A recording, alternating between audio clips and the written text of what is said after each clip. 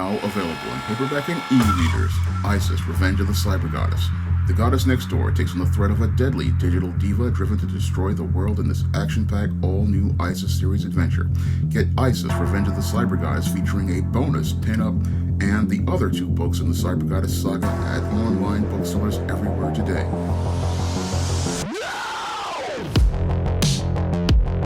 I got a chance to take a look at Icon and Rocket Season 1, Number 2 last week. And this book was so terrible, I was shaking my head as I was reading the entire book. Because as I read this book, I clearly understood that Reginald Hudlin, the writer of Icon and Rocket, really does not get this character, and he's so caught up in his emotions regarding having control over the Milestone universe that he really cannot see how he's taken the entire Milestone universe off the rails with this second issue of Icon and Rocket. Now, there's a term in television called jumping the shark, where it says that you reach a defining moment where everything practically goes downhill. And this second issue of Icon and Rocket is the one where the whole Milestone relaunch jumps the shark, because there are events here that just practically are so out of line with American history, they practically derail the entire Milestone universe. Now, the book starts out with a reporter talking about how Icon and Rocket are cleaning up the community, and this differs very from what was seen in the first issue of Icon. Now, in the first issue of Icon, your Raquel persuades your Augustus to go out here and put on a costume and go out here and set an example for the downtrodden. Now, your Reginald Hudlin really didn't understand the context here, and he shows us Icon and Rocket in action, but the whole problem is we don't have a good transition from the first issue where Raquel introduces the concept. Now, your Dwayne and Mark D. Bright, they understood transition. They understood that, yes, your Raquel proposed this concept, but we have to see how this concept goes from paper to execution. And that's something that is sorely missed in Icon and Rocket Season 1, Number 2, that was in the original Icon Number 1, where we saw where your Augustus showed her how he made these costumes from parts of his mothership and gave her the inertia belt from the belt that was in his pod. And again, with those transition sequences, we saw how your Raquel got her powers, and we also saw how the concept of Icon and Rocket went from paper to becoming something that was real. And we don't get that transition here. Instead, what your Hudlin does is tries to give us a series of expository sequences regarding Icon and Rocket, and then transitions us to your unmaxed Raquel going and taking on a woman's husband who has been abusing her with domestic violence. And this sequence here, while it may make you feel a certain way, really does not move the story forward in a constructive manner. And it basically makes it where you have, again, an unmatched Raquel taking on this domestic abuser, which may feel good and may be fitting with this reporter's story about Icon and Rocket cleaning up the community, but it really does not give us any sort of sense of where this goes overall, and it doesn't show the clear danger your Raquel is putting herself in, because without the inertia belt, she is just another human being. Now, this goes into police coming in to investigate, and they introduce a black female detective who was really tall, and that's supposed to be something we're supposed to think about. And then we transition over to Augustus Freeman and this white female government agent going to threaten your Augustus for going out here and being Icon, and then telling him that they know all about him, and then your Augustus going out here and saying that he doesn't really care. So I looked at that sequence, and it fits within the whole idea of the conspiracy theories that are out here regarding black people and power, but it's just done in such a shallow fashion that it doesn't really resonate to the reader. Yes, it's on the surface with the evil white person conspiracy theory, but it doesn't really work. Now, this goes into a sequence where your Rocket and Icon go into this club, and this is another sequence that really doesn't really go very far, and then some guy comes out with a Dr. Octopus type rig and tears down a building. And then we go into a sequence where the white woman who had threatened Icon goes to this evil white man who knows all about Icon's past, and this is where the Icon series practically collapses and implodes the Milestone universe. Now, I hate to say that about this, but this whole sequence where they're talking about Icon's past and the government's awareness of it, this is where everything in this Earth M just falls completely apart. Now, the original Augustus Freeman, he came out and knew about his powers, but he kept things on the low for a reason. And the reason why he kept things on the low was to protect not just his family, but to protect other black people. Now, your Augustus Freeman probably knew all about the Nat Turner Revolution and the consequences of the Nat Turner Revolution. And he understood that these racists would retaliate against other black people who did not have powers, and that's why he didn't go out here and attack those white people. So he was looking to, like Superman, to protect innocent people from harm.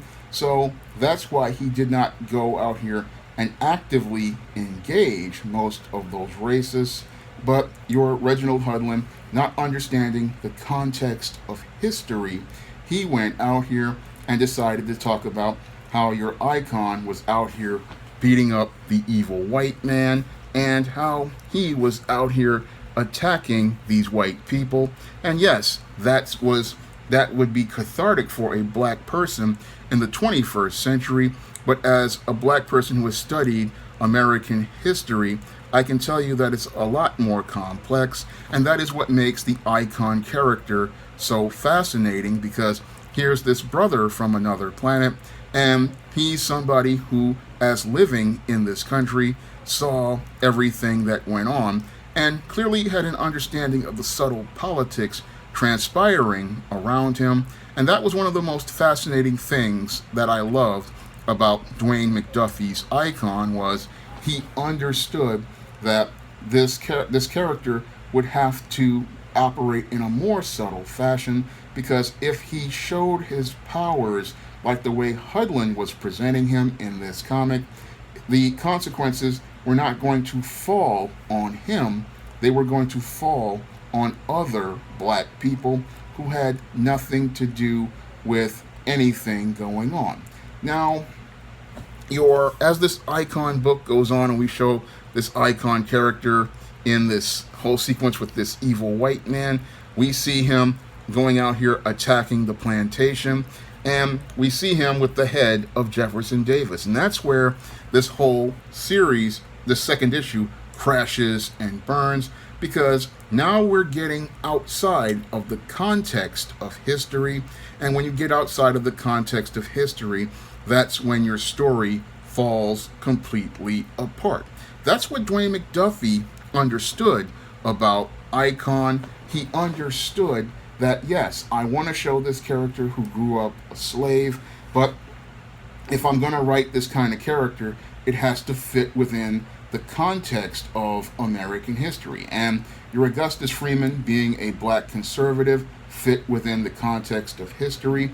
And your Augustus Freeman, working stealthily behind the scenes, works within history, because blacks back then, they feared reprisal, and they didn't just fear reprisal from evil whites, they also feared that there were treacherous blacks who would go out here and flip them, like some of the mammies, some of the minstrels, and there's a lot more complexity and nuances that go on behind the scenes. I know this from doing my own research when I was writing the first ISIS back in 1999, and I was dealing with the same concepts that Dwayne was dealing with trying to write a character who came from another place and immigrated to America and ran into racism firsthand. When I was writing the ISIS character, I was making it where this goddess who was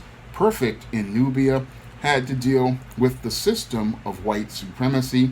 And I showed in one chapter, chapter 15 of 2002's ISIS, how the whole system of white supremacy did an extremely devastating damage to ISIS's mind psychologically, and how that system of white supremacy practically broke that poor woman's mind over time to the point where she eventually snapped and she wound up killing these Ku Klux Klansmen after they murdered her husband and her son.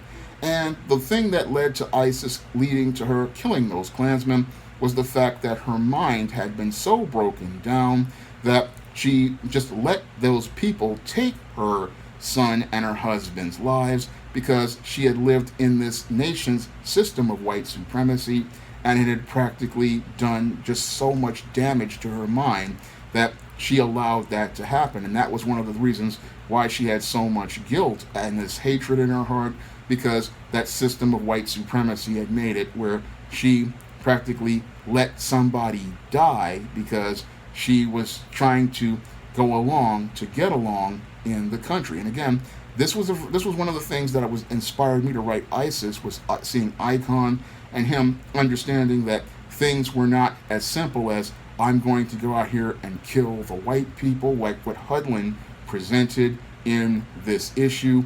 It was understanding that there were consequences for actions, and the whole thing is that whenever a black person acted against a white person during those dark days of slavery, post-Reconstruction, and Jim Crow, it was other black people who wound up suffering because these racists would come out here and riot and destroy everything other black people worked for and built. And this whole panel with your Icon holding the head of Jefferson Davis, it doesn't fit within the context of history, because if he could do this, then why didn't he do something about Rosewood? Why didn't he do something about Black Wall Street? Why didn't he do anything about the lynchings? That's why this whole sequence here just completely jumps the shark as related to this milestone Earth M, because you have Icon, the Black Superman, and he's doing stuff like this, but he doesn't do anything about other things, and it just, again, doesn't fit within the context of history. And that's why when I was sitting there reading this book, I said, this is just a disaster for the Icon character. Yes, it feels good for a moment, but then what you're doing, it does not fit within the context of history, and you're coming in here putting elements in your story that you don't need to put in here, because what Dwayne established fits within the context of history, and it shows that your Augustus Freeman was a critical thinker. It shows that your Augustus Freeman was thinking more about his brothers and sisters and what they would have to deal with in racist America. And if you're going to do this type of sequence, you need to do it with just anonymous generic characters, like what I did in the first ISIS. Because what I did in the first ISIS, I understood I could not go out here and use a historic figure like Jefferson Davis. I could use generic Klansmen to make that statement, because the generic Klansman, I could use him and not make any sort of ripples in history that changed the whole context of the book. So I understood when I had Isis killing Ku Klux Klansmen after the murder of her husband and her son, that yes, this could happen and the government could cover it up, but the whole thing is generic Klansmen are easy to go out here and present in a story, But when you show the head of the Confederacy murdered by Icon, this just derails your entire universe. It derails the context of your story, and it really makes it where this whole structure of your universe falls completely apart.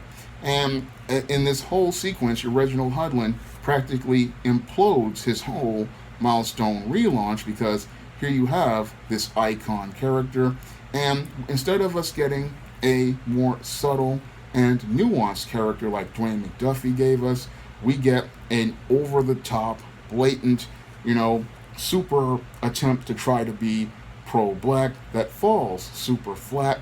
Now, again, here you have, again, during slavery, the black man against the evil white man, but not understanding that in the black community at the time, black people had other enemies, not just the evil white man, but he had others in that whole plantation that were working against him, like the mammies, like the black women who wanted to be the side piece, and your buck dancing, bojangling black pastor. There's a lot of elements here that are not really talked about. And if I were to do another ISIS book set in the 1800s, or what I want to do in the 1900s where she's building a town, I want to show you those type of characters, because there's a lot more going on and a lot more nuance with a type of character who is long-lived and has experienced slavery and white supremacy and racism. And I believe that Hudlin has really messed up on those type of concepts. But if I were to take on this type of book, I would sit there and really show you how there's a lot more to it. And I've seen other writers do it, like the writer, I think Greg Burnham is his name. He did Search for Siddiqa, and he did a fantastic job showing us in 2 issues the real nuances that went on during that time. There was a town that was going through the same thing as Rosewood, or it could be Rosewood, or Black Wall Street. I think it's Black Wall Street. But Greg Burnham did a fantastic job on Search for Siddiqa with all the nuances and the politics, and all of that stuff was very fascinating to read. But this Icon and Rocket Season 1, Number 2 practically crashes and burns the Icon series in just 2 issues, because your Reginald Hudlin put feelings over trying to present the Augustus Freeman character in a more nuanced way, and he introduces this evil white man character that who's supposed to be, again, similar to Icon and looking to do great evil.